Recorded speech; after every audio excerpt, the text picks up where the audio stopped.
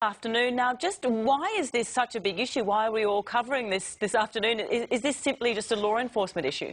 It would be. Normally you wouldn't think very much of this. Australian Border Force is only a couple of months old. It does, as you say, combine those immigration and customs portfolios together, and now they're wearing uniforms, and in fact they are now armed in what is quite a significant change for the operations of that organisation. Some of the internals are the same, but certainly the externals are looking different.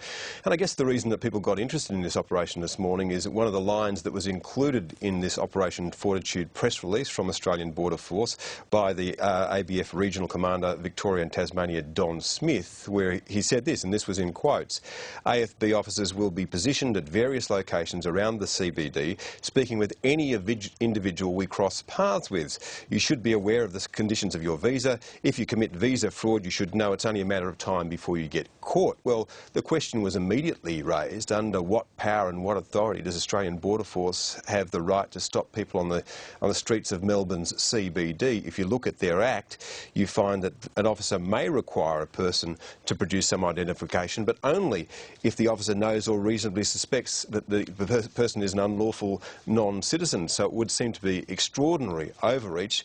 And then the clarification came not so long afterwards, after a storm on social media, and it said this: as stated this morning in the press release, AFB will be assisting in a joint operation led by Victoria Police.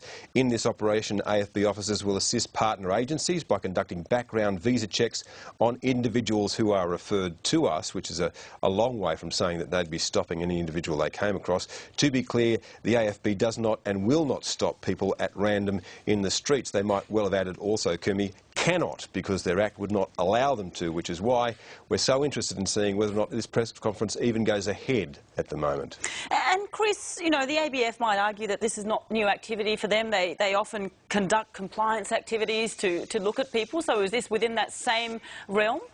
And in fact, they say that. They go on to say that in the press release. This is not a new activity. Immigration officers regularly conducted compliance activity to locate and detain individuals residing in Australia illegally in the past. And AFB is just continuing that. Well, they did, but they did conduct very targeted activities. So in the past, on the basis of intelligence, immigration officials would conduct raids. They conducted them in Parklea at the markets there in Sydney. They quite regularly raided brothels. They would go into Chinese restaurants where they believed people might be in breach of visa conditions, but at no stage in the past, according to people who've been associated with the agency for a very long time, and I've been speaking to them, has the immigration conducted the kind of operation that Australian Border Force was saying that it was going to be conducting on the streets of Melbourne on a Friday and Saturday night. So it would seem to have been extraordinary overreach. It was a written statement, so now it's quite a different statement's come out since, and it would appear that that press conference might not be going ahead at all at the moment. OK, Chris, and you'd assume that Victoria Police are perhaps considering how much they speak about this as well, given that they're the umbrella arm over this entire operation, including sort of metro trains, Yarra trams, the Sheriff's Office, the Taxi Services Commission, as well as the ABF. So Victoria Police, any word from them this afternoon? Haven't heard from them yet. Haven't heard whether this is going ahead. As I said, there was quite a storm on Twitter and in social media, and there was some talk that there might be flash mobs assembling outside this press conference, another reason why it might not go ahead. But of course the Australian Border Force could only act if they had people referred to them on this instance by the Victorian Police, and the Victorian Police would have to have a reasonably good reason for stopping people. Again, police don't randomly stop people in the streets in Australia just to have a chat about whether or not they are lawful citizens or citizens. They usually have to have a reason to do that. If you're affected by drugs, if you're drunk, for example, the police might stop you. But it's a very unusual thing on the streets of Australia to see anyone stop for no apparent reason and just ask whether or not they're a citizen or whether or not their visa is in shape. And the Australian Border Force, I think, will probably learn from this lesson, but will raise a number of questions about the kind of attitude that may prevail now that we've decided that they will be uniformed officers, and not just uniformed officers, those officers will also be armed.